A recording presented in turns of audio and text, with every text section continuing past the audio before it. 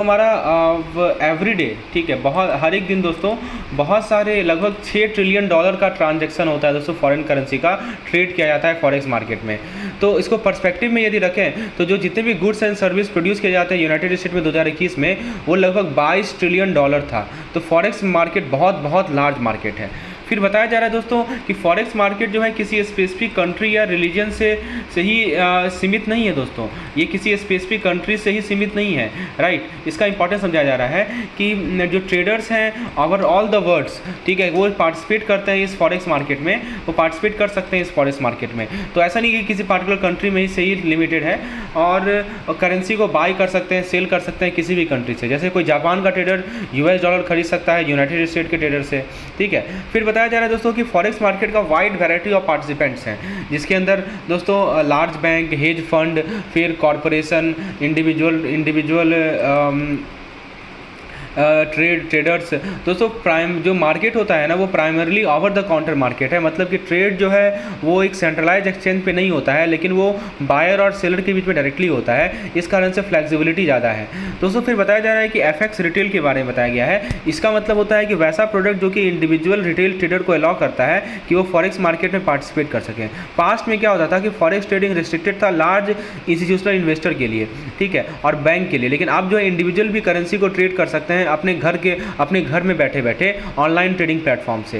तो ये सभी प्रोडक्ट ने मार्केट को वाइड रेंज ऑफ इन्वेस्टर को ओपन कर दिया है दोस्तों। यहाँ बताया जा रहा है कि according to foreign exchange management act FEMA Bharat में, तो फॉरेन एक्सचेंज के अंदर एक बहुत तरह के फाइनेंशियल इंस्ट्रूमेंट आते हैं, जैसे फॉरेन करेंसी। बैंक जो है फॉरेन करेंसी के डिनोमिनेशन को डिपॉजिट करती है। लाइन ऑफ क्रेडिट जो कि फॉरेन करेंसी में डिनोमिनेटेड होता है उसे डिपॉजिट करती है दोस्तों। फॉरेक्स मार्केट जो है कंट्री के नीड को से ग्रो हुआ है to exchange their currency in order to conduct industrial trade. मतलब जैसे मान लीजिए कि कोई कंपनी है जापान में, वो गुड्स खरीदना चाह रही है यूनाइटेड स्टेट के कंपनी से, तो दोस्तों उसको US डॉलर में पे करना पड़ेगा। तो ये दोस्तों इस डॉलर को ऑब्टेन करने के लिए जापानीज़ कंपनी को एक्सचेंज करना पड़ेगा जापानीज़ येन को US डॉलर के लिए। तो ये जो करेंसी एक्सचेंज का डिमांड है जो कि फॉरेक्स मार्केट को क्रिएट किया, जो जिसके बारे में आज हम जानते हैं।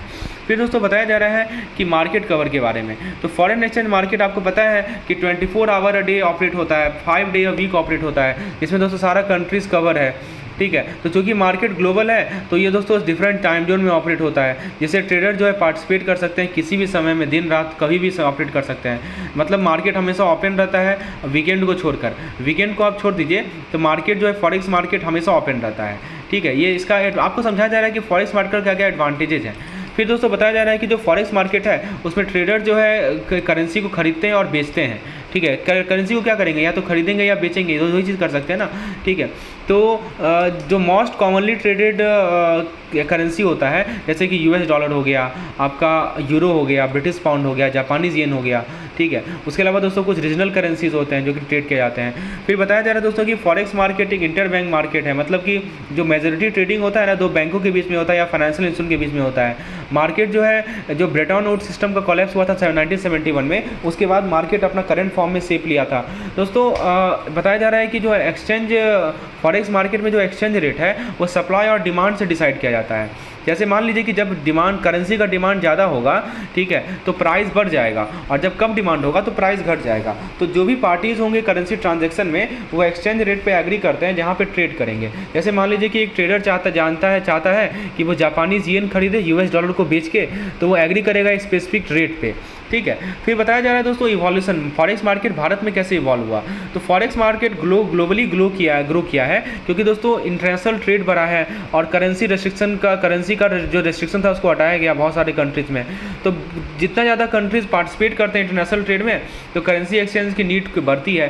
पास्ट में क्या होता था कि बहुत सारा कंट्रीज़ का स्ट्रिक्ट करेंसी कंट्रोल था जो कि फ्लो ऑफ मनी को लिमिट करता था। लेकिन दोस्तों बहुत सारे रेस्ट्रिक्शन को हटा दिए गए हैं, लिफ्ट कर दिए गए हैं, जिससे बिजनेसेस और इंडिविजुअल को आसानी हो गई है क्रॉस बॉर्डर ट्रांजेक्शन में इंगेज होने में। फिर बताया जा रहा है दोस्तों कि फॉरेक्स मार्केट बहुत तरह के ट्रेडिंग इंस्ट्रूमेंट ऑफर करती है, जैसे spot, forward, future, swap, option. ये सभी इंस्ट्रूमेंट ट्रेडर को अलाउ करती है कि वो करेंसी को खरीदे या बेचे अलग अलग प्राइस में, अलग अलग टाइम पीरियड पे। ये मार्केट 24 घंटा ऑपरेट करती है। ये मार्केट 24 आवर ऑपरेट होती है एक दिन में, एक एक वीक में 5 दिन ऑपरेट होती है, जिससे ट्रेडर किसी भी समय पे किसी भी कोने से ऑपरेट हो सकते हैं। फिर बताया जा रहा है दोस्तों कि एक्सचेंज रेट फ्लेक्सिबल होता है, ठीक है, और फ्लक्चुएट करता है दोस्तों। जो एक्सचेंज रेट है वो फिक्स नहीं होता है, वो फ्लेक्सिबल है, और क्या होता है दोस्तों, वो फ्लक्चुएट करता है, राइट। तो इसके बारे में बताया जा रहा है आपको। So exchange rate is flexible and fluctuate. और दोस्तों ट्रेडर से करेंसी को एक दिन में मल्टीपल टाइम खरीद सकते हैं, बेच सकते हैं। ऐसा नहीं कि एक बार खरीद लिए तो हो गया, जितना बार चाहे उतना बार खरीद सकते हैं, ठीक है। ये समझाया जा रहा है यहाँ पे कि trader can buy multiple times a day. तो वो चेंजिंग एक्सचेंज रेट का फ़ायदा ले सकते हैं, प्रॉफिट बना सकते हैं। फिर बताया जा रहा है दोस्तों कि 1978 में RBI ने बैंकों को अलाउ किया कि वो इंट्रा डे ट्रेडिंग को अलाउ किया गया। इससे बैंक करेंसी को खरीद सकते थे, बेच सकते थे उसी दिन में, जिससे मार्केट में लिक्विडिटी बढ़ा। 1991 में भारत ने इकोनॉमिक रिफॉर्म को इम्प्लीमेंट किया, जिसके कारण से एक्सचेंज रेट का यूनिफिकेशन हो गया इंडियन रुपीज़ का। तो आज का जो रुपीज़ जो है एक्सचेंज रेट जो रुपी है वो डिमांड और सप्लाई पे डिपेंड करता है currency in the forex market, जिस कारण से ये मार्केट ड्रिवन हो गया है। फिर दोस्तों बताया जा रहा है कि अगस्त 1994 में जो इंडिया ने करंट अकाउंट कन्वर्टेबिलिटी को अचीव किया। इसका मतलब ये हुआ कि जो इंडिविजुअल्स हैं या जो बिजनेसेस हैं वो आसानी से इंडियन रुपीज़ को कन्वर्ट कर सकते हैं फॉरेन करेंसी में, और वाइस वर्सा में करंट अकाउंट ट्रांजेक्शन के लिए, जैसे ट्रेड के लिए, ट्रैवल के लिए, एजुकेशन के लिए। तो उसी साल के नवंबर में क्या हुआ कि एक्सपर्ट ग्रुप थे फॉरेन एक्सचेंज के, जिसको अपॉइंट किया गया ताकि वो डेवलप कर सके और डिपेंड कर सके फॉरेक्स मार्केट को भारत में। इस ग्रुप का ये गोल था ताकि डेप्थ को बढ़ाया जा सके, एफिशिएंसी को बढ़ाया जा सके फॉरेक्स मार्केट का, और ये इन्वेस्टर के लिए आसान बनाया जा सके। इसलिए ग्रुप का गठन किया गया था। तो समझ में आया दोस्तों कि ये ग्रुप क्यों इस्टेब्लिश किया गया था। तो करंट अकाउंट कन्वर्टेबिलिटी याद रखिएगा कि आप इंडियन करेंसी को किसी भी करेंसी में कन्वर्ट कर सकते हैं, ठीक है। इंडिविजुअल इंडियन करेंसी को किसी फॉरेन करेंसी में कन्वर्ट करवा सकते हैं, या फॉरेन करेंसी को इंडियन करेंसी में कन्वर्ट करा सकते हैं। ये कब से लागू हुआ? 1994 से लागू हुआ, ठीक है, 1994 से लागू हुआ दोस्तों, याद रखिएगा, बहुत इंपॉर्टेंट पॉइंट है। चलिए, तो आपको ये समझ में आ गया दोस्तों। अब क्या बताया जा रहा है कि जो फॉरेक्स मार्केट होता है दोस्तों वो हाईली लिक्विड है, मतलब दोस्तों कि ट्रेडिंग एक्टिविटी का वॉल्यूम बहुत ज़्यादा होता है, इस कारण से क्विकली सेल करना, बाय करना आसान होता है। जो हाईली लिक्विड, इसका मतलब ये हुआ कि इन्वेस्टर जो है पोजीशन किसी भी साइज़ का करंट मार्केट प्राइस पे ओपन या क्लोज कर सकते हैं। जैसे कोई इन्वेस्टर बहुत ज़्यादा पार्टिकुलर करेंसी का लार्ज अमाउंट खरीदना चाहता है या बेचना चाहता है तो वो क्विकली कर सकता है। फिर दोस्तों बताया जा रहा है कि यहाँ पे कि जो हाईली लिक्विडिटी है फॉरेक्स मार्केट का एक सिग्निफिकेंट अट्रैक्शन है इन्वेस्टर के लिए, क्योंकि इसका मतलब ये हुआ कि वो आसानी से बेच सकता है, खरीद सकता है करेंसी को, जो कि आपके पैसा को लूज करने का जो रिस्क है वो घट जाता है। जैसे मान लीजिए कि एक इन्वेस्टर है, वो लार्ज सम ऑफ मनी को फॉरेन करेंसी में कन्वर्ट करना चाहता है किसी बिजनेस ट्रांजेक्शन के लिए, तो वो कर सकता है बिना वरी किए हुए कि क्या वो एक बायर फाइंड कर पाएगा कि नहीं कर पाएगा बाद में। तो जो हायर लिक्विडिटी है ना, इसका मतलब ये हुआ कि इन्वेस्टर जो है बहुत तरह के ट्रेडिंग अपॉर्चुनिटी को एक्सेस कर सकता है और प्राइस मूवमेंट का एडवांटेज ले सकता है। बात करें दोस्तों मार्केट पार्टिसिपेंट्स की, तो forex market 24 hour day operate होता है और 5 डे अ वीक ऑपरेट होता है। इसका मतलब ट्रेडर जो है क्विकली रिस्पॉन्ड कर सकते हैं ग्लोबल इवेंट को, जो कि करेंसी प्राइस को अफेक्ट करेगा। जैसे मान लीजिए कि कोई मेजर इकोनॉमिक अनाउंसमेंट हुआ हमारे देश में किसी नॉन ट्रेडिंग आवर में, तो ट्रेडर इसको रिएक्ट कर सकते हैं जैसे ही मार्केट ओपन होगी उनके टाइम जोन में। फिर बताया जा रहा है दोस्तों कि जो रेगुलेशन है फॉरेक्स मार्केट का वो फ्लेक्सिबल है, मतलब कि इन्वेस्टर अपने ट्रेडिंग एक्टिविटी को प्लान कर सकते हैं और सर्टेनिटी के साथ कर सकते हैं। जैसे मान लीजिए कोई इन्वेस्टर है, ठीक है, इसको मैं आपको एग्जांपल समझाता हूँ। इसका स्टेटमेंट का क्या बताया जा रहा है कि कैसे फ्लेक्सिबिलिटी कैसे दे रही है ये, कि जैसे मान लीजिए कोई ट्रेडर है वो हेज करना चाह रहा है अगेंस्ट पोटेंशियल लॉस। मान लीजिए करेंसी फ्लक्चुएट होगा तो उसको लग रहा है कि लॉस हो जाएगा, तो उसको वो रोकना चाह रहा है, उसको हेजिंग करना चाह रहा है, तो वो क्या कर सकता है कि फॉरवर्ड कॉन्ट्रैक्ट में इंटर कर सकता है कि वो करेंसी को बाय कर ले या सेल करे किसी प्री डिटरमाइंड प्राइस पे। तो फ्लेक्सिबिलिटी है। फिर बताया जा रहा है दोस्तों कि दूसरा फाइनेंशियल मार्केट की तरफ फॉरेक्स मार्केट नहीं है। फॉरेक्स मार्केट दोस्तों कोई सर्विस फी चार्ज नहीं करता है ट्रेडिंग के लिए। तो प्राइमरी कॉस्ट होता है वो जिसको बिड आस्क स्प्रेड कहते हैं, जो कि आपके बाइंग और सेलिंग प्राइस के बीच का डिफरेंस होता है। जैसे मान लीजिए ट्रेडर एक करेंसी पेयर को खरीद रहा है 12,000 पे और बेच रहा है दोस्तों 12,005 रुपये पे, तो स्प्रेड है 5 पैसा का, जो कि कॉस्ट ऑफ ट्रेड होता है, तो स्प्रेड लॉस होता है। दोस्तों किसी फॉरेक्स मार्केट में करेंसी पेयर को कोट किया जाता है सिंगल वैल्यू के साथ, जो कि एक करेंसी का वैल्यू होता है दूसरे के टर्म में। इससे क्या होता है कि मार्केट का जो इनस्टेबिलिटी है उसको अवॉइड कर सकते हैं और कन्फ्यूजन को अवॉइड कर सकते हैं, जो कि तब होता है जब बहुत सारे पार्टीज अलग अलग वैल्यूएशन मेथड को यूज करते हैं। हाईली लिक्विडिटी का मतलब ये हुआ कि ट्रेडर जो है ट्रेड को क्विकली कर सकते हैं, आसानी से कर सकते हैं। फॉरेक्स मार्केट दोस्तों long term trend driven market है, मतलब मतलब प्राइस जो है किसी पार्टिकुलर डायरेक्शन में मूव करेगी किसी सर्टेन पीरियड ऑफ टाइम तक। ट्रेडर जो है इस ट्रेंड को ट्रैक कर सकते हैं टेक्निकल एनालिसिस टूल से, जैसे चार्ट पैटर्न, इंडिकेटर्स या मूविंग एवरेज से। इससे वो आइडेंटिफाई कर सकते हैं कि ट्रेडिंग अपॉर्चुनिटी उनके लिए और इन्फॉर्म डिसीजन ले सकते हैं। प्रत्येक करेंसी का अपना यूनिक कैरेक्टरिस्टिक्स होता है और कुछ फैक्टर से इन्फ्लुएंस होता है, जैसे इकोनॉमिक डेटा, पॉलिटिकल इवेंट और central bank policy. Leverage allow करता है ट्रेडर को कि वो लार्जर पोजीशन को कंट्रोल कर सके मार्केट में स्मॉल अमाउंट ऑफ कैपिटल से। फॉरेक्स मार्केट में दोस्तों क्रेडिट लीवरेज या मार्जिन डिटरमाइन किया जाता है agreement between trader and their broker. जैसे मान लीजिए एक ट्रेडर कंट्रोल करना चाह रहा है 1 लाख के पोजीशन को मार्केट में, $1,00,000 के पोजीशन को मार्केट में, तो दोस्तों वो $1,000 मार्जिन में रखेगा डिपेंडिंग ऑन द कितना लीवरेज उसके ब्रोकर ऑफर कर रहे हैं। फिर दोस्तों कमर्शियल बैंक और इन्वेस्टमेंट जो है बैंक जो है पार्टिसिपेट करते हैं फॉरेक्स मार्केट में ताकि अपने करेंसी को मैनेज कर सके और ट्रेड को एग्जीक्यूट कर सके अपने क्लाइंट के बिहाफ में। ब्रोकर जो है इंटरमीडिएटरी की तरह काम करता है ट्रेडर और फाइनेंशियल इंस्टीट्यूशन के बीच में।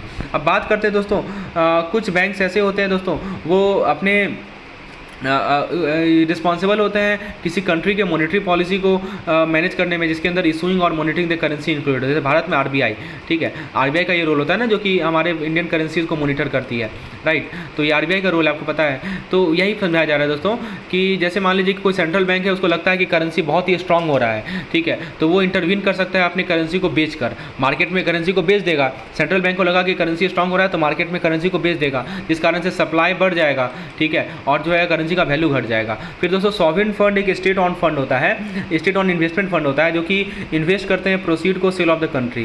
जैसे मान लीजिए कि एक सॉवरेन फंड है किसी कंट्री, मान लीजिए कोई कंट्री है जो कि तेल में बहुत ही रिच है, ठीक है, वो इन्वेस्ट कर सकती है कुछ प्रॉफिट को यूएस डॉलर में, कुछ यूएस स्टॉक को खरीदकर या बॉन्ड को खरीदकर, इसे कहते हैं सॉवरेन फंड। ये स्टेट ऑन इन्वेस्टमेंट फंड होता है। फिर दोस्तों हेज फंड एक तरह का इन्वेस्टमेंट एंटिटीज़ होते हैं, या ये हेज फंड या इन्वेस्टमेंट एंटिटीज़ एक तरह के फाइनेंशियल इंस्टीट्यूशन होते हैं जो कि ट्रेड करते हैं फॉरेक्स मार्केट में ताकि करेंसी के प्राइस के मूवमेंट को स्पेकुलेट कर सकें। जैसे मान लीजिए हेज फंड में आप यूरो खरीद सकते हैं यदि लगता है कि यूरो अप्रिसिएट होगा अगेंस्ट द यूएस डॉलर।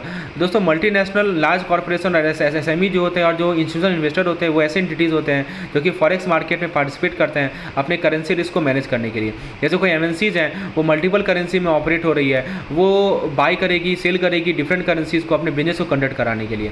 फिर दोस्तों बताया जा रहा है नेक्स्ट पॉइंट में कि लाइबोर क्या है और अल्टरनेटिव रेफरेंस रेट ARR क्या है। चलिए समझते हैं दोस्तों। बेसिकली बताया जा रहा है कि लाइबोर का फुल फॉर्म है लंदन इंटरबैंक ऑफर रेट, एक तरह का बेंचमार्क इंटरेस्ट रेट होता है जो कि दोस्तों बहुत तरह के फाइनेंशियल कॉन्ट्रैक्ट के रेंज का रेट होता है। इसके अंदर लोन, मॉर्टगेजेस, डेरिवेटिव सब आते हैं। लाइबोर को दोस्तों ग्लोबली वाइडली यूज किया जाता है, लेकिन इसका क्रेडिबिलिटी इफेक्ट होता है दोस्तों कुछ स्कैंडल के कारण और कैसे क्रिटिसिज्म आया था। तो इसके इन सभी इश्यूज़ को एड्रेस करने के लिए दोस्तों एक डिसीजन लिया गया था कि लाइबोर को हटाकर अब इसे ARR से रिप्लेस कर दिया गया। ARR का फुल फॉर्म होता है दोस्तों अल्टरनेटिव रेफरेंस रेट। तो लाइबोर को हटाकर क्या लाया गया, ARR लाया गया, ठीक है। तो ARR के बारे में समझाया जा रहा है दोस्तों कि ARR बेसिकली क्या होता है। दोस्तों ARR एक बेंचमार्क इंटरेस्ट रेट होता है जो कि बेस्ड होता है actual transaction in liquid market. हमारे जो लिक्विड मार्केट में जो ट्रांजेक्शन होता है ना उस पर बेस्ड होता है हमारा ARR का फुल फॉर्म याद रखिएगा, please remember the full form, that is alternative reference rate, ठीक है। तो दोस्तों यूके गवर्नमेंट ने लाइबोर को रिव्यू किया जो रिकमेंड किया कि comprehensive reform to improve structure. ARR दोस्तों एक रेफरेंस रेट ऑफर करता है अलग अलग फाइनेंशियल कॉन्ट्रैक्ट के लिए और एक बेंचमार्क की तरह काम करता है लैंडिंग के लिए और फंडिंग के लिए। तो एक टेबल आपके बुक में दिया हुआ है जहाँ पे पोटेंशियल रिप्लेसमेंट फॉर लाइबोर को समझाया हुआ है। एक टेबल को मैं आपको दिखाता हूँ दोस्तों, समझाता हूँ कि टेबल में क्या समझाया गया है। दोस्तों एक बार समझिए, इंडिया का भी एक्सपोजर है लाइबोर को बहुत सारे लोन कॉन्ट्रैक्ट है, जैसे FCNRB डिपॉजिट, डेरिवेटिव। मतलब इंडिया में बहुत तरह के लोन एग्रीमेंट है, FCNRB डिपॉजिट है, foreign currency non resident bank deposit है और कुछ फाइनेंशियल डेरिवेटिव है जो कि लाइबोर को बेंचमार्क रेट के रूप में यूज करती है। फिर बताया जा रहा है दोस्तों कि जब लाइबोर को फेज आउट किया गया तो दोस्तों बहुत सारे फाइनेंशियल कॉन्ट्रैक्ट थे इंडिया में जिसको रीनेगोशिएट करवाया गया या अल्टरनेटिव रेफरेंस रेट में मूव करवाया गया। तो ये सभी कॉन्ट्रैक्ट का जो एस्टिमेटेड वैल्यू था वो था $50 बिलियन डेब्ट कॉन्ट्रैक्ट के लिए और $281 बिलियन डेरिवेटिव कॉन्ट्रैक्ट के लिए। तो दोस्तों इंडिया जैसे दूसरे कंट्री ने चैलेंज फेस किया, इंडिया भी फेस कर रही है कि वो लाइबोर को ख़त्म करे बेंचमार्क रेट के रूप में, और ये सिग्निफिकेंट टास्क है कि सारे कॉन्ट्रैक्ट को अल्टरनेटिव बेंचमार्क रेट में ट्रांजिशन करे। मतलब पहले लाइबोर को बेंचमार्क रेट माना जाता था, अब लाइबोर को हटाकर किसे माना जा रहा है, ARR को माना जा रहा है। क्या माना जा रहा है दोस्तों, अल्टरनेटिव बेंचमार्क माना जा रहा है, ठीक है। तो ये बहुत ही बड़ा चैलेंज है। तो दोस्तों ये एक सिग्निफिकेंट टास्क है ताकि सारे कॉन्ट्रैक्ट को अल्टरनेटिव बेंचमार्क रेट में ट्रांजिशन किया जाए। ये ऑब्वियसली बहुत बड़ा सिग्निफिकेंट टास्क है, राइट। सो यही चीज़ यहाँ बताया जा रहा है दोस्तों। तो जिसमें दोस्तों बहुत सारा कोऑर्डिनेशन चाहिए, एफर्ट चाहिए फाइनेंशियल इंस्टीट्यूशन से, रेगुलेटर से। अब यहाँ देखिए ARR यूएसए के लिए बताया गया SOFR है, यूके के लिए सोनिया है, EU के लिए, यूरोपियन यूनियन के लिए ESTR है, स्विट्जरलैंड के लिए सेरॉन है, जापान के लिए टोनार है, सिक्योर्ड है, USA में सिक्योर्ड है, UK में सिक्योर्ड नहीं है, फिर यूरोपियन यूनियन में सिक्योर्ड नहीं है, टेनर ओवरनाइट सभी में ओवरनाइट है। और दोस्तों फिर उसके बाद बताया जा रहा है कि काउंटर पार्टीज जो है बैंक या नॉन बैंक हो सकते हैं, ठीक है। यूके में दोस्तों, यूके में भी बैंक या नॉन बैंक हो सकते हैं। फिर दोस्तों आरबीआई ने क्या किया है, भारत में बात करें, भारत में दोस्तों आरबीआई ने लाइबॉर ट्रांजिशन के लिए एक रोड मैप तैयार किया है, ठीक है। वही यहाँ समझाया जा रहा है कि वो रोड मैप कैसा है, इसके बारे में आपको डिटेल में बताया जा रहा है कि भारत में आरबीआई ने किस प्रकार का रोड मैप तैयार किया है, इसके बारे में बताया जा रहा है। तो लाइबॉर ट्रांजिशन के लिए या दूसरे कॉन्ट्रैक्ट का जो कंटिन्यू होगा आवर लाइबॉर टर्मिनेशन, इसके बारे में बताया जा रहा है दोस्तों। इसमें बताया जा रहा है कि रेगुलेशन जो रेफर करता है लाइबॉर को, उसको अमेंड किया जाएगा ताकि कॉन्ट्रैक्ट ARR को रीइंफोर्स किया जा सके। तो ये पॉइंट को समझाया जा रहा है कि जो भी लाइबॉर मतलब ARR से ट्रांजिशन लिया जा रहा है कहाँ पे, लाइबॉर पे। सिंपल सी बात मैं ये बताऊँ कि transition from LIBOR to ARR। Okay, चलिए ये बात समझ में आ गई। अब हम लोग फेडाई की बात करते हैं। फेडाई होता है दोस्तों foreign exchange dealer association of India. तो जो भी हम लोग डिस्कशन कर रहे हैं यहाँ पे वो हो रहा है दोस्तों हमारा एक्सचेंज मार्केट से related. Every discussion is regarding the exchange market. तो not let's talk about FEDAI. FEDAI basically क्या होता है कि बैंक का एक एसोसिएशन है जो कि ऑथराइज है कि वो फॉरेन एक्सचेंज मार्केट में डील करेगा, ठीक है। तो फेडाई के बारे में आपको डिस्कशन किया जा रहा है। एक ग्रुप ऑफ बैंक होती है दोस्तों भारत में जिसके पास परमिशन है कि वो करेंसी को ट्रेड कर सकेगा दूसरे कंट्री से। ये बैंक एक साथ काम करती है ताकि ये श्योर कर सके कि जो फॉरेन एक्सचेंज मार्केट है इंडिया में वो स्मूथली ऑपरेट करे और रूल्स के अकॉर्डिंग ऑपरेट करे। जैसे मान लीजिए कि भारतीय बैंक है, वो कुछ US डॉलर खरीदना चाह रही है अपने इंपोर्ट का पेमेंट करने के लिए, जो कि यूनाइटेड स्टेट्स से लिया है। तो दोस्तों वो दूसरे बैंक के पास जाएगी जो कि फेडाई की मेंबर रहेगी और अपना इंडियन रुपीज़ को एक्सचेंज करेगी US डॉलर के लिए। दोस्तों ये फेडाई को क्रिएट किया गया था 1958 में ताकि देख सके ये दोस्तों देख सके कि कैसे बैंक जो है फॉरेन एक्सचेंज ट्रांजेक्शन को करती है। ये श्योर करती है दोस्तों बैंक कुछ रूल फॉलो करे जब भी करेंसी एक्सचेंज करे या फ़ी को चार्ज करे अपने डिस ट्रांजेक्शन के लिए। जैसे फेडाई रूल सेट करती है कि बैंक जो है 1% से ज़्यादा चार्ज नहीं कर सकती है टोटल ट्रांजेक्शन का as a fee for exchanging currency. फिर बताया जा रहा है दोस्तों कि फेडाई गाइडेंस प्रोवाइड करती है, सपोर्ट प्रोवाइड करती है बैंक को जो कि इसके एसोसिएशन के पार्ट होते हैं। ये जो है सर्टिफाई करती है फॉरेन एक्सचेंज ब्रोकर को और बैंक एम्प्लॉय को ट्रेन करती है कि कैसे फॉरेन एक्सचेंज ट्रांजेक्शन को प्रॉपर्ली कंडक्ट किया जाए। फिर बताया जा रहा है कि जो फेडाई के बहुत सारे टाइप ऑफ बैंक्स होते हैं, फाइनेंशियल इंस्टीट्यूशन होते हैं जो कि इसके पार्ट होते हैं। इसके अंदर बैंक जो कि सरकारी बैंक हो सकते हैं, प्राइवेट बैंक हो सकती है, फॉरेन बैंक, कोऑपरेटिव बैंक हो सकती है। जैसे फेडाई का जो पार्ट है वो सिटी बैंक, HSBC भी हो सकती है। फेडाई क्लोजली वर्क करता है और दूसरे ऑर्गेनाइजेशन के साथ, रिजर्व बैंक ऑफ इंडिया के साथ और FIMMDA के साथ, fixed income money market and derivative association of India के साथ, ताकि फॉरेन एक्सचेंज मार्केट को स्टेबल रख सके, प्रेडिक्टेबल रख सके। जैसे मान लीजिए कि इंडियन रुपीज़ का सडन ड्रॉप हो गया वैल्यू में दूसरे करेंसी के कंपैरिजन में, तो फेडाई RBI के साथ काम करेगी, मार्केट में इंटरवीन करेगी, कुछ करेंसी को बेचेगी या खरीदेगी ताकि एक्सचेंज रेट स्टेबलाइज हो सके। फेडाई दोस्तों दूसरे ऑर्गेनाइजेशन के साथ भी काम करती है ताकि नया बेंचमार्क को स्टैब्लिश कर सके कि कैसे इंडियन रुपीज़ का जो इंटरेस्ट रेट है वो चेंज होगा, ठीक है। यहाँ सब कुछ आपको फेडाई के बारे में समझाया जा रहा है, ठीक है। फिर दोस्तों जैसे मान लीजिए कि फेडाई एक बेंचमार्क इंटरेस्ट रेट बनाएगी जो भी लोन डिनोमिनेटेड है इंडियन रुपीज़ में, यानी इंडियन रुपीज़ में जितने लोन दिए जा रहे हैं उसके लिए एक बेंचमार्क इंटरेस्ट रेट फेडाई बनाएगी, ठीक है। तो ये बताया जा रहा है कि FEDAI can make a benchmark interest rate, ठीक है। तो ये रेट जो होगा बैंक यूज़ करेगी या दूसरा लेंडर यूज़ करेंगे तब डिटरमाइन कर सके कितना इंटरेस्ट जो है वो चार्ज करेंगे बोरोवर को। और फेडाई का बहुत सारा रिस्पॉन्सिबिलिटीज़ है, जैसे फॉरेन एक्सचेंज मार्केट को देखने का, जैसे रूल सेट करना, गाइडलाइन सेट करना, ब्रोकर को सर्टिफाई करना, एडवाइस देना मेंबर बैंक को, ये सभी हैं। फिर दोस्तों बताया जा रहा है कि फॉरेन एक्सचेंज क्राइसिस जो है, तो एक टाइम था भारत में जहाँ पे फॉरेन करेंसी रिजर्व का बहुत शॉर्टेज हो गया था जिसके कारण प्रॉब्लम आया था इंटरनेशनल ट्रेड में और इकोनॉमिक क्राइसिस हुआ था। जैसे मान लीजिए कि इंडिया जो है तेल खरीदना चाह रही है दूसरे कंट्री से, लेकिन उसके पास US डॉलर है ही नहीं इसके पेमेंट के लिए, तो ये डॉलर का जो शॉर्टेज होगा ये भारत के इकोनॉमी के लिए प्रॉब्लम होगा। तो इस सिचुएशन को एड्रेस करने के लिए इंडियन गवर्नमेंट ने लॉ पास किया 1947 में, जिसको कहा जाता है फॉरेन एक्सचेंज रेगुलेशन एक्ट, फेरा। ये लॉ जो है गवर्नमेंट को ज़्यादा कंट्रोल दिया था फॉरेन ट्रांजेक्शन पे। तो फेरा जो है वो रिक्वायर करता था कि जो भी कंपनी एक्सचेंज करना चाह रही है इंडियन रुपीज़ को US डॉलर के लिए वो परमिशन ले सरकार से इससे पहले करने के लिए। फिर 1973 में इंडियन गवर्नमेंट ने रिप्लेस किया फेरा को एक नया एक्ट से जिसको कहा गया फेरा 1973। ये जो नया लॉ था इसको अपडेटेड रूल था और रेगुलेशन था, ठीक है। दोस्तों जो भी 26 साल तक जो फेरा था वो लॉ था जो कि रेगुलेट किया इंडियन फॉरेन एक्सचेंज ट्रांजेक्शन को भारत में। गवर्नमेंट इस लॉ को यूज़ की कंट्रोल करने के लिए, मॉनिटर करने के लिए फॉरेन करेंसी के फ्लो को। फिर बताया जा रहा है कि 1999 में भारत सरकार ने दोस्तों नया रूल लागू किया ठीक है। तो आपको हिस्ट्री में ले जाया जा रहा है दोस्तों कि फॉरेन एक्सचेंज का क्या क्या हिस्ट्री है वो समझाया जा रहा है। तो 1999 में क्या हुआ दोस्तों कि इंडियन गवर्नमेंट ने एक स्टार्ट किया एक नया प्रोसेस, ठीक है, जिसमें दोस्तों ये जो फेरा था उसको हटाकर फेमा लाया गया, ठीक है। फेमा क्या होता है? फॉरेन एक्सचेंज मैनेजमेंट एक्ट, ठीक है। तो ये बताया जा रहा है कि इंडियन गवर्नमेंट ने इकोनॉमिक लिबरलाइजेशन उदारीकरण का प्रोसेस स्टार्ट किया 1999 में, ठीक है, जिसको फेमा कहते हैं। तो फॉरेन एक्सचेंज मैनेजमेंट एक्ट, तो ये नया लॉ के पास अपडेटेड था रूल्स एंड रेगुलेशन, ठीक है। तो इकोनॉमिक लिबरलाइजेशन में क्या हुआ कि गवर्नमेंट कंट्रोल को कम किया गया इकोनॉमी में और नया सेक्टर को ओपन किया गया फॉरेन इन्वेस्टमेंट के लिए, ठीक है। तो ये सब पॉइंट है। फिर बताया जा रहा है दोस्तों कि 1997 में क्या हुआ कि जो तारापुर कमेटी को एक ग्रुप ऑफ एक्सपर्ट थे जिन्होंने स्टडी किया इंडियन इकोनॉमी को और रिकमेंड किया कि कुछ लॉ में चेंज लाया गया है, तो उन्होंने सजेस्ट किया कि फेरा को जो है अपडेट करना है। तो दोस्तों जो रिकमेंडेशन था तारापुर कमेटी का, उसके बेसिस पे इंडियन गवर्नमेंट ने नया लॉ पास किया 1990, उसको फेमा कहा जाता है, जिसने ओल्ड फेरा को रिप्लेस किया।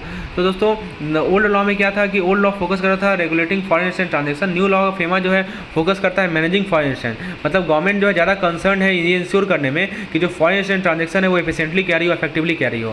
फिर बताया जा रहा है दोस्तों कि मेन गोल था फेमा का कि आसान बनाया जाए इंडियन बिजनेस को, कि वो इंटरनेशनल ट्रेड में आसान बनाया जाए। ये मेन एम था किसका? फेमा का, ठीक है। फेमा का मेन एम था कि जो हमारे भारत के जो बिजनेसमैन हैं, ठीक है, वो इंटरनेशनल ट्रेड में इंगेज कर सके और फॉरेन बिजनेस इन्वेस्ट कर सके भारत में, ठीक है। और दोस्तों फेमा जो है पूरे भारत में अप्लाई होता है, ठीक है, तो ताकि स्टेबल और ऑर्डरली फॉरेन एक्सचेंज मार्केट हो सके भारत में, ये पूरे भारत में अप्लाई होता है दोस्तों। ये बताया जा रहा है कि जो भी ट्रांजैक्शन है जो कि इसमें फॉरेन एक्सचेंज का इन्वॉल्वमेंट है वहाँ पे अप्लाई होता है। मतलब दोस्तों यदि कोई इंडियन सिटीजन या कंपनी कंडक्ट कर रही है किसी फॉरेन एक्सचेंज ट्रांजैक्शन को भारत से बाहर, तो उसको फॉलो करना पड़ेगा फेमा का रूल, ठीक है। मान लीजिए कोई भारतीय निवासी है, वो कुछ पैसा भेजना चाहती है फॉरेन बैंक अकाउंट को, तो उसे फेमा का रूल फॉलो करना पड़ेगा। फेमा एक कॉम्प्लेक्स लॉ है जिसके अंदर बहुत सारे सेक्शंस हैं, रूल्स हैं। इस लॉ को 7 चैप्टर में डिवाइड किया जाता है, ठीक है, जो कि सभी एस्पेक्ट को कवर करता है। हमारे फॉरेन एक्सचेंज के ट्रांजैक्शन के जितने भी एस्पेक्ट हैं सभी को कवर करता है दोस्तों ये फेमा को। तो ये फेमा के बारे में आपने समझ लिया, फेडई को आपने समझ लिया। अब जरा बात करते हैं दोस्तों फेमा के बारे में, डायरेक्टरेट ऑफ इन्फोर्समेंट के बारे में, ठीक है। तो दोस्तों डायरेक्टर ऑफ इन्फोर्समेंट के बारे में बताया जा रहा है कि एक तरह का गवर्नमेंट एजेंसीज होती है जिसकी काम होती है कि फेमा को इन्फोर्स करना। और जो फेमा के ऑफिसर होते हैं, जो हमारे डायरेक्टर ऑफ इन्फोर्समेंट के ऑफिसर होते हैं, उनके पास अथॉरिटी होता है, वो इन्वेस्टिगेट करेंगे और एजुकेट करेंगे जो कि वायलेशन के केस है फेमा के। मतलब वो इंक्वायरी कंडक्ट कर सकते हैं, एविडेंस कलेक्ट कर सकते हैं और हियरिंग को होल्ड कर सकते हैं, ये पता लगाने के लिए कि कोई पर्सन या बिजनेस जो है किसी रूल को ब्रेक तो नहीं किया है, फेमा का कोई नियम को तोड़ा तो नहीं है, उल्लंघन तो नहीं किया है। ये कौन करते हैं दोस्तों? जो डायरेक्टर, जो हमारे ऑफिसर्स होते हैं हमारे डायरेक्टरेट ऑफ फेमा के। दोस्तों यदि उनको लगता है कि किसी पर्सन ने फेमा के रेगुलेशन को वायलेट किया है तो उनके पास पावर है पेनल्टीज इम्पोज करने का, ठीक है। और ये सरकार ने पावर दी है इन्हें कि वो पेनल्टीज इम्पोज कर सकते हैं। और दोस्तों ये पेनल्टी जो है फाइन हो सकता है, इम्प्रिजनमेंट हो सकता है, कुछ भी हो सकता है। फिर बताया जा रहा है दोस्तों कि एजुकेटिंग अथॉरिटीज़ के बारे में कि वो उनका जिम्मेवारी है, ठीक है, कि वो जो है नोटिस देते हैं इंडिविजुअल को जो कि वायलेट करते हैं प्रोविजनल ऑफ द फेमा। जैसे कोई पर्सन जो है फॉरेन से ट्रांजेक्शन कंडक्ट कर रहा है बिना फेमा का रूल फॉलो किए, तो उसको नोटिस मिलेगा एजुकेटिंग अथॉरिटी से। यदि कोई पर्सन डिसएग्री करता है और एजुकेटिंग अथॉरिटी के ऑर्डर से, तो अपील कर सकता है स्पेशल डायरेक्टर के पास। स्पेशल डायरेक्टर एक हायर अथॉरिटी होता है जो कि रिव्यू करता है डिसीजन जो कि एजुकेटिंग अथॉरिटी ने लिया है। यदि पर्सन अभी भी सेटिस्फाइड नहीं हुआ डिसीजन से जो कि स्पेशल डायरेक्टर ने दिया है, तो अपील कर सकता है अपीलेट ट्रिब्यूनल में। अपीलेट ट्रिब्यूनल एक इंडिपेंडेंट अथॉरिटी होती है जो कि हियर करती है और डिसाइड करती है, जो कि इंडिविजुअल का अपील है। रिजर्व बैंक ऑफ इंडिया एक कंट्रोलिंग रोल प्ले करता है यहाँ पे, इसका भी इंपॉर्टेंट रोल है रिजर्व बैंक ऑफ इंडिया का। दोस्तों हम लोग कुछ इंपॉर्टेंट सेक्शन के बारे में बात करेंगे, फेमा के सेक्शन के बारे में। तो आरबीआई क्या करती है दोस्तों? एक कंट्रोलिंग अथॉरिटी है जो कि फॉरेन एक्सचेंज को मैनेज करती है, ठीक है। RBI manages the foreign exchange, please remember. और दोस्तों आरबीआई क्या करती है? ये कुछ ये ऑथराइज करती है कुछ इंडिविजुअल को या कुछ एंटिटीज़ को, जैसे ऑथराइज पर्सन कहते हैं कि वो फॉरेन एक्सचेंज ट्रांजेक्शन को हैंडल करे। ये जो ऑथराइज पर्सन है वो बैंक हो सकते हैं, फाइनेंशियल इंस्टीट्यूशन होते हैं जो कि आरबीआई के द्वारा ऑथराइज किए जाते हैं कि वो फॉरेन करेंसी को खरीदे या बेचे, ठीक है। फिर बताया जा रहा है दोस्तों कि आरबीआई और क्या करती है दोस्तों, कि आरबीआई जो है डायरेक्शन इशू करती है handling of foreign exchange transaction circular के माध्यम से। आरबीआई सर्कुलर इशू करती है जिसमें गाइडेंस रहता है, इंस्ट्रक्शन रहता है कैसे आप फॉरेन एक्सचेंज ट्रांजेक्शन को हैंडल करेंगे। ये सर्कुलर को APDIR कहा जाता है। फिर दोस्तों बताया जा रहा है कि फेमा के पास एक प्रोविजन है सेक्शन 3 में जो कहता है कि कोई भी फॉरेन एक्सचेंज ट्रांजेक्शन में डील नहीं कर सकता, ट्रांसफर फॉरेन एक्सचेंज को ट्रांसफर नहीं कर सकता, पेमेंट नहीं कर सकता, पेमेंट रिसीव नहीं कर सकता भारत से बाहर, ठीक है, except through an authorise person के बिना। तो यदि किसी पर्सन को पैसा भेजना है किसी रिलेटिव को जो कि भारत से बाहर रह रहा है, तो उसको करना है एक ऑथराइज पर्सन के माध्यम से। तो ऑथराइज पर्सन के रूल को समझाया गया है दोस्तों सेक्शन 3 में। मैं आपको कुछ इंपॉर्टेंट सेक्शन समझा देता हूँ, फिर सेक्शन 4 में आ जाइए।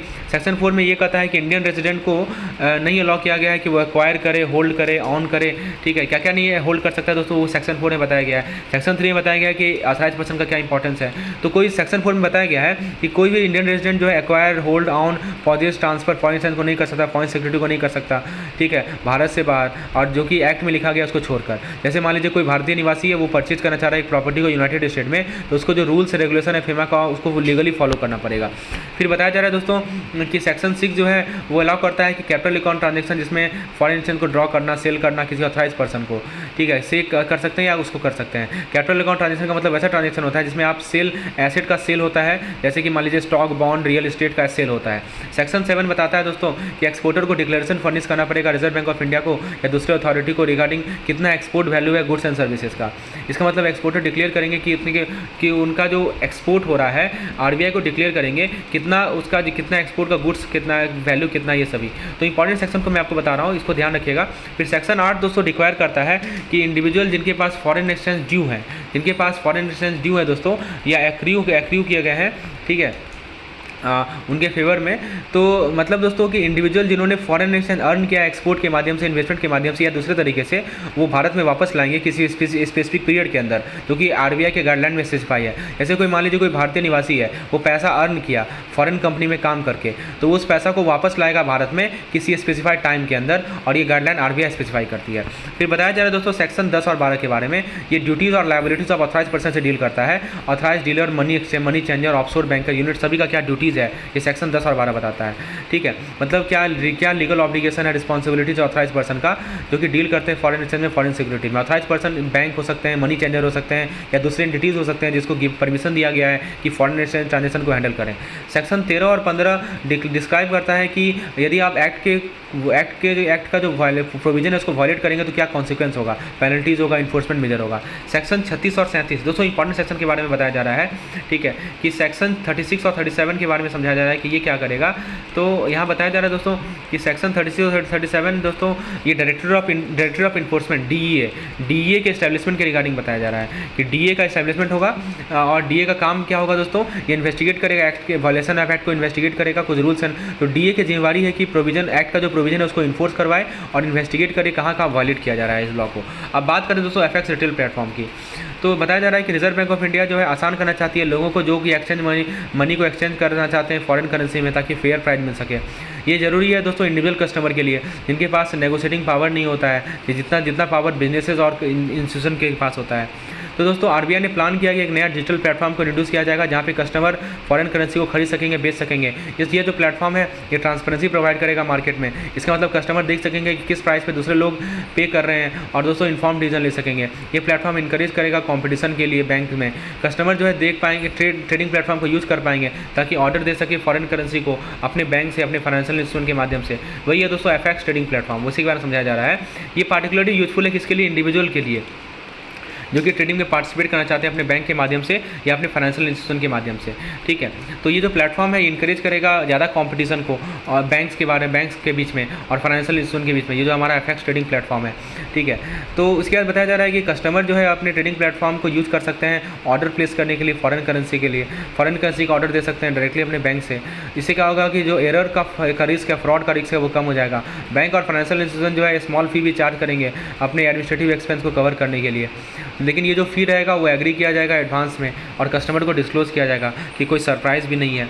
फिर दोस्तों बताया जा रहा है कि जो ट्रेडिंग प्लेटफॉर्म है उसे FX ट्रेडिंग प्लेटफॉर्म कहा जाएगा। ये नाम होगा वेब बेस्ड प्लेटफॉर्म का, जो कि कस्टमर को अलाउ करता है कि वो अपने फॉरेन में ट्रेड कर सकें।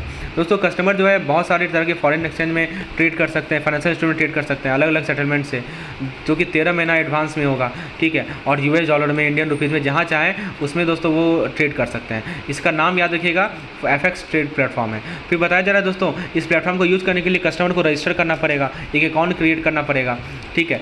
तो तभी जाके वो इस प्लेटफॉर्म को यूज़ कर सकते हैं। और क्या बताया जा रहा है कि कोई लिमिट नहीं है कि कितना ट्रेड वो कर सकेंगे एक दिन में। और दोस्तों बताया जा रहा है कि ये जो प्लेटफॉर्म है ये कस्टमर को अलाउ करता है कि वो कोई बैंक को चूज़ कर सकते हैं जिसमें वो कन्वर्ट करना चाह रहे हैं फॉरेन करेंसी को इंडियन रुपीज़ में। मतलब कि उनको ऑप्शन रहेगा कि वो अलग अलग रेट को कंपेयर कर सकें जो कि अलग अलग बैंक दे रही है, और जो बेस्ट वन रहेगा उसे चूज़ कर सकें। फिर दोस्तों बताया जा रहा है कि जो यूएस कोई भी ट्रांजैक्शन चार्ज लेवी नहीं किया जाएगा जो कि ट्रांजैक्शन $50,000 से कम होगा, और ट्रांजैक्शन चार्ज अप्लाई होगा यदि ट्रांजैक्शन वैल्यू 50,000 से ज़्यादा है। फिर बताया जा रहा है कि यूएस डॉलर इंडेक्स, ये इंडेक्स जो है एक तरीका है दोस्तों जिसके द्वारा आप ट्रैक कर सकते हैं, ठीक है। तो यूएस डॉलर एक तरीका है जिसे आप मेज़र कर सकते हैं कि यूएस डॉलर का स्ट्रेंथ कितना है as compare to group of other currency, ठीक है। तो इस इंडेक्स के माध्यम से, ये जो यूएस डॉलर इंडेक्स है इसके माध्यम से आप क्या कर सकते हैं, यूएस डॉलर इंडेक्स के जिसको शॉर्ट में USDX कहा जाता है, ठीक है। तो ये इंडेक्स के द्वारा आप ट्रैक कर सकते हैं कि यूएस डॉलर का वैल्यू ओवर टाइम कैसे है, आप ट्रैक कर सकते हैं वैल्यू को, ठीक है। और दोस्तों आप ये देख सकते हैं कि कैसे ये कर रहा है दूसरे करेंसी के रिलेटिव में। यदि USDX ऊपर जाता है मतलब यूएस डॉलर जो है स्ट्रॉन्गर हो रहा है दूसरे करेंसी के कंपैरिजन में, और यदि नीचे आएगा तो मतलब यूएस डॉलर जो है वीकर हो रहा है। दूसरे कंट्री भी इस इंडेक्स को यूज़ करते हैं अपने करेंसी के वैल्यू को ट्रैक करने में। इस एग्जामिनेशन का मॉक टेस्ट प्लान आपके सामने प्रस्तुत करता हूं। इस मॉक टेस्ट प्लान में आपको देखिए क्या मिलता है, you will get a properly design mock test. जैसे कि हमने इस प्रकार से डिज़ाइन किया है कि यदि आप अभी से ही प्रिपरेशन स्टार्ट कर रहे हैं तो अगले 3 महीने में आसानी से सिलेबस कंप्लीट करेंगे, और आपको 10 दिन बचेगा फुल लेंथ मॉक टेस्ट और कंप्लीट रिवीजन के लिए। As you can see we are starting this mock test from 26th and it only cost you ₹150 per subject. So you can see in on 26 we will conduct unit 1, 2, 3 and 4। उसी प्रकार से आप देख सकते हैं detail schedule है। आप ये तो आपको यूनिट वाइज मॉक टेस्ट है, इसके अलावा आपको डेली भी क्विजेज मिलेंगे, डेली क्विजेज प्रत्येक दिन मिलेंगे आपको प्रैक्टिस करने के लिए। ये हमारे INFI मॉक टेस्ट का प्लान है। Similarly you will get module wise mock test which will be conducted once the module is complete. जैसे कोई मॉड्यूल कंप्लीट होगा तो module wise mock test conduct करेंगे। And finally we have full length mock test at the end that will help you to recapitulate all the key points related to the entire syllabus, right? So this is the mock test plan. If so it covers only the mock test which includes case studies, MCQs। आपको पता होगा कि हमारा app है JIVN CIV made simple, जिसपे आपको इस प्रकार के मॉक टेस्ट और क्विजेस करवाए जाते हैं फ्रेंड्स। इसके अलावा यदि आपको हमारे PDF और वीडियोस का भी रिक्वायरमेंट है तो फ्रेंड्स हमने एक कॉम्प्रिहेंसिव प्लान लॉन्च किया है जिसको हम लोग मेंटरशिप प्लान बोलते हैं। मेंटरशिप प्लान में आपको मॉक टेस्ट तो मिलेगा ही मिलेगा, उसके अलावा आपको PDF plus videos plus capsule content. Capsule content क्या होता है, जो आपको हेल्प करता है एग्जामिनेशन से कुछ दिन पहले, जो स्पेसिफिकली हमारा प्रिपेयर होता है, मैं प्रिपेयर करता हूँ। तो फ्रेंड्स वो ये तीनों चीज़ आपको मिलता है और प्लस मॉक टेस्ट मिलता है। और इस मेंटरशिप प्रोग्राम का कॉस्ट है ₹400 पर subject, right. So if you opt for only mock test it will cost you ₹150, while for all this material it will cost you ₹400। मैं आपको बता दूं कि हम ये जो मॉक टेस्ट है ये आपको आप इसको वेब पे भी अवेलेबल होता है, ऐप पे भी अवेलेबल होता है। आप इसको किसी भी समय पे दे सकते हैं, अनलिमिटेड टाइम दे सकते हैं, ऐसा कोई रिस्ट्रिक्शन नहीं है। तो आपको किस प्रकार से आपको कैसे हेल्प करेगा ये, how it will help you. So it will help you check your command of over the entire subject. मान लीजिए आपने किसी सब्जेक्ट का मॉक दिया, आपको देखना है कि how much you are scoring, right. If you are scoring above 60% then it means you have a command over that subject. आपको 60% लाना है, यदि नहीं आया तो क्या करेंगे, तो आप फिर से मॉक देंगे, राइट। आप पहले कंसेप्ट क्लियर करेंगे फिर से मॉक देंगे, because you can reattempt the mock. This is the special benefit of this particular mock. और इस प्रकार से आपको क्या होगा, कंसेप्ट स्ट्रेंथनिंग होगा, आपको चैप्टर पे कमांड आएगा और निश्चित रूप से आप JIV को आसानी से क्रैक कर पाएंगे। And you know we update the mock test daily on daily basis, right. We update as per the current pattern. This is the special benefit of INFS mock test. Similarly we have mock test available for PPB also. So mock test most important है, right. आप किसी भी study material से पढ़ें, चाहे book से पढ़ें या किसी और के स्टडी मटेरियल से पढ़ें, but mock test plan plays a crucial role. Like I will tell you for example in the last examination, जो हमारा एग्जामिनेशन दिसंबर में कंडक्ट हुआ था, मैं आपको 50 लोगों ने यदि मॉक टेस्ट अटेम्प्ट किया तो उसमें लगभग से 30% student have already got 50+ marks. So this show the efficiency, this show how much effective this particular mock test plan is. Similarly for PPB also आप देख सकते हैं हम लोग 1 से लेकर 3 यूनिट कवर करेंगे, इसके मॉक टेस्ट को कवर करेंगे 26 तारीख को। Not only I will provide you solution PDF but also I will provide you videos, solution videos, right. आपको प्रत्येक क्वेश्चन का वीडियोस भी फॉर्मेट में मिलेगा, सॉल्यूशन वीडियोस के फॉर्मेट मिलेगा, ताकि आपको कॉम्प्रिहेंड कर सकें how to go about solving a particular problem, कैसे हम एक पार्टिकुलर प्रॉब्लम को अप्रोच करें। और यदि दोस्तों आपको डिटेल जानना है तो मुझे व्हाट्सएप कर सकते हैं इस पार्टिकुलर नंबर पर, नंबर आपके स्क्रीन पर शो हो रहा है। You can take the sample also, sample mock test है हमारा, जिसको डिस्क्रिप्शन में मैं आपको लिंक प्रोवाइड कर देता हूँ। आप पहले मॉक टेस्ट देखिए किस प्रकार का इंटरफेस आता है, कैसे वो रियल टाइम एग्जामिनेशन सिनेरियो को एकदम वो रियल जैसा लगेगा कि आप रियल एग्जाम में बैठे हुए हैं, right. This will help you build a solid temperament for the examination, right. So this is the detail schedule for PVB syllabus, and for AFM you can also see this is the detail schedule. और friends आपको मैं पहले ही बता चुका हूँ कि ये तो मॉक टेस्ट प्लान है, इसके अलावा हमारा कॉम्प्रिहेंसिव प्लान है जिसको हम लोग मेंटरशिप प्रोग्राम बोलते हैं। इसमें मैं आपको videos, lecture, PDF, capsule content, mock test सब कुछ प्रोवाइड करता हूँ। तो यदि आपको इसी प्रकार की कोई भी डाउट हो जेआईवी से related anything, feel free to WhatsApp me on this particular number I am again writing on this screen, right? So this particular mock test plan will help you comprehend the entire syllabus in a meaningful manner. Similarly we can see you have for RBWM also, आपको मैं RBWM का भी show करता हूँ। तो ये हमारा mock test plan है RBWM का। तो फ्रेंड्स सक्सेस के लिए क्या चाहिए आपको, पहले कंसेप्ट क्लियरेंस होना चाहिए। देखिए एक पार्टिकुलर तरीका होता है, यदि आपको जेआईवी के एग्जामिनेशन में सक्सेस लाना है तो उसका एक ही मूल मंत्र है, पहले आपको कंसेप्चुअल क्लैरिटी होगी। कैसे कंसेप्चुअल क्लैरिटी होगी, तो आप पहले वीडियोस देखेंगे, वीडियो से आपको कंसेप्ट क्लियर होगा, चाहे वो थ्योरेटिकल वीडियोस हो या न्यूमेरिकल वीडियोस हो, राइट। आप कंसेप्चुअल क्लैरिटी के बाद सीधा मॉक टेस्ट अटैम्प्ट करेंगे, मॉक टेस्ट अटैम्प्ट करेंगे या आप एमसीक्यूज पीडीएफ को देखेंगे। You will either look for mock test और एमसीक्यू पीडीएफ। जैसे आपका ये कंप्लीट होगा तब आप थ्योरी पीडीएफ को यूज करेंगे रिवीजन के लिए, क्योंकि आप बार बार तो वीडियो देख नहीं सकते हैं। So theory PDF you will use for revision. और सबसे लास्ट में आता है हमारा कैप्सूल कंटेंट। कैप्सूल कंटेंट आपको एग्जाम से एक महीने पहले आपको हेल्प करेगा। So this is what we do in our mentorship programme, और obviously it has so far been successful attempt, right? So success ratio has been quite high. I will, if you want any testimonial, I will provide testimonial also. So this is the detail schedule regarding the mock test of RBWM. So friends, lastly I want to tell you that prepare in a proper manner. You should have a proper study material. आपके पास proper study material होना चाहिए, आपके पास MCQ sufficient होने चाहिए, आपके पास previous year question होने चाहिए। आपको प्रीवियस ईयर क्वेश्चन चाहिए तो दोस्तों हमारे पास पिछले 3 से 4 साल के प्रीवियस ईयर क्वेश्चन अवेलेबल हैं।